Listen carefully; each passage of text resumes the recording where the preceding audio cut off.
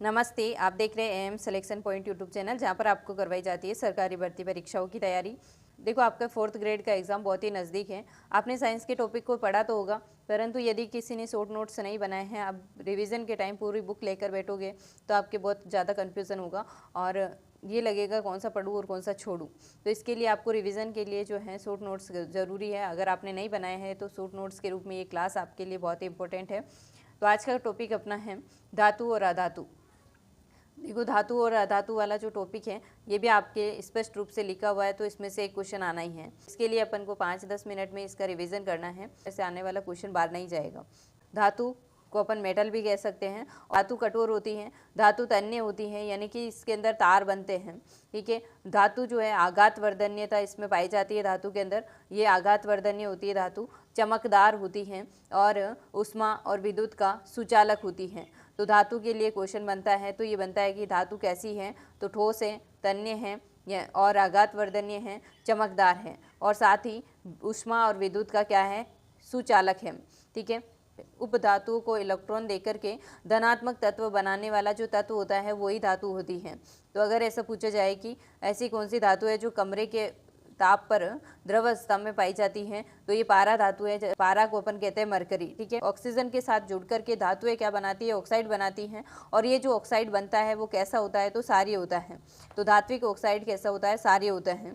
ठीक है, पारे के अलावा जो है सभी धातुएं ठोस होती हैं, यानी पारा एक ऐसी धातु है जो कि द्रव अवस्था में पाई जाती है। ठीक है, तो ये क्वेश्चन बनता है कि कौन सी ऐसी धातु है जो कि द्रव अवस्था में पाई जाती है, तो पारा एक ऐसी धातु है जो कि द्रव अवस्था में पाई जाती है। पारे के अलावा जो सभी धातुएं होती हैं वो ठोस अवस्था के अंदर पाई जाती है। तो सोना जो है ये भी क्या है, एक धातु है और ये कैसा है, सबसे ज़्यादा आघात वर्धन्य धातु है। और सिल्वर और कॉपर जो है ये ऊष्मा के सबसे अच्छे चालक धातु हैं। ठीक है, तीनों लिखकर उपरोक्त सभी ऑप्शन दे सकते हैं। तो ऐसे क्वेश्चन बनता है कि भाई ऐसी कौन सी धातुएं हैं जिन्हें कि चाकू से काटा जा सकता है, तो ये धातुएं हैं 3, सोडियम, पोटेशियम और लिथियम। ठीक है, इन तीनों धातुओं को ऐसी धातुएं हैं जो चाकू से काटी जा सकती हैं।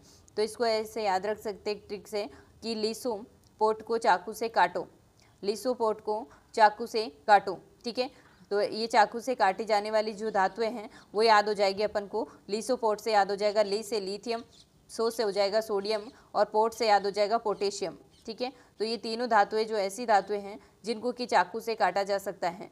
जो अधातुएं होती हैं उससे धातुओं का जो गलनांक होता है वो ज़्यादा होता है। चमकदार और श्वेत ज्वाला के साथ में जलने वाला जो धातु है वो है मैग्नीशियम, जिसको अपन लिखते हैं Mg से। ठीक है, सोडियम और पोटेशियम वह धातु है जिनके ऑक्साइड जल में घुल करके सार देते हैं। ठीक है, तो ये याद रखना है क्योंकि ये दोनों ही जल के साथ में क्रिया करते हैं। सोडियम और पोटेशियम ऐसी धातुएं हैं जिनको खुले में रख दिया जाए तो आग पकड़ लेती हैं।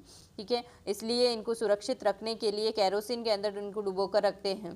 तो ऐसा पूछा जाएगा कि भाई कौन सी धातुएं हैं जिनको कि सुरक्षित करने के लिए कैरोसिन के अंदर डुबो कर रखा जाता है, तो सोडियम और पोटेशियम है। ठीक है, तो ये जितने भी थे वो धातुओं से संबंधित क्वेश्चन बन सकते हैं। और अब पढ़ते हैं अपन अधातु को। इलेक्ट्रॉन ग्रहण करके ऋणायन बनाने वाले तत्व अधातु होते हैं, जैसे कार्बन है, सल्फर है, ऑक्सीजन है, हाइड्रोजन है, आयोडीन है, ये सारी अधातुएं हैं। तो कभी कभी ये नाम देकर भी पूछ सकते हैं कि ये क्या है, तो ये अधातुएं हैं। तो नाइट्रोजन क्या है, ये भी एक अधातु है जिनको कि खाद्य सामग्री को संरक्षित करने के लिए प्रयोग में लिया जाता है। अधातु के पास में स्वतंत्र इलेक्ट्रॉन नहीं होते हैं, इसलिए इसे इलेक्ट्रोनेगेटिव भी कहा जाता है। ठीक है, ब्रोमीन एक ऐसी अधातु है जो कि द्रव अवस्था में पाई जाती है। तो एक तो अपन ने देखा है कि कौन सी धातु है जो कि द्रव अवस्था में पाई जाती है, तब तो अपन ने कहा पारा या मरकरी है।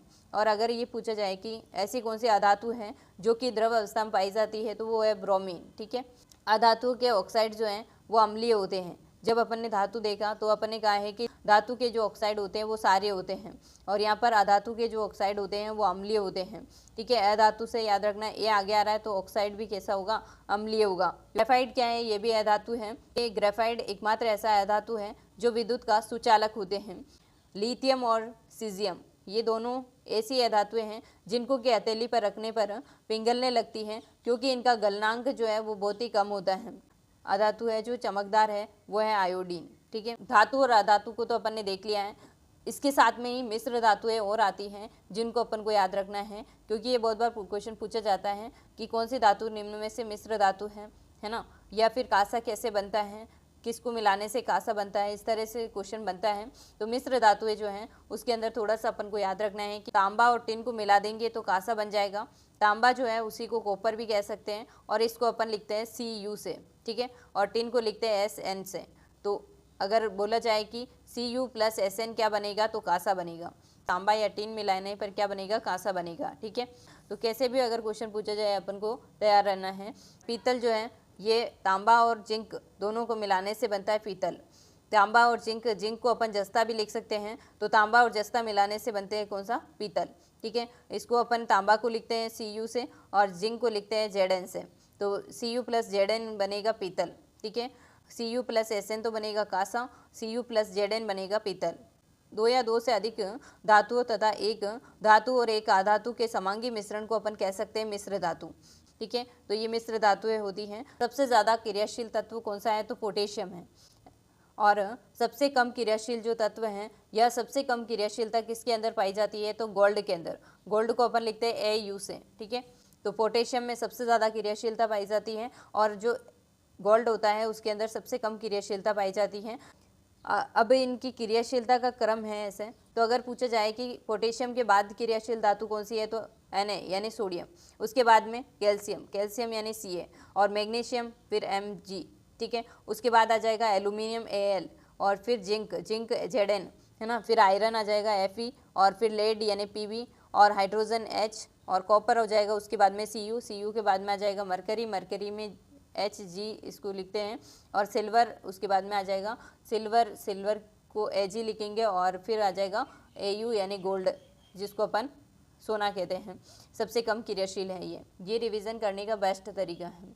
अगर ये प्रयास आपको अच्छा लगता है तो अपने मित्रों तक इसको शेयर करें वीडियो को, और चैनल को सब्सक्राइब करें और वीडियो को लाइक करें। मिलते हैं नेक्स्ट क्लास में, तब तक के लिए जय हिंद, जय भारत।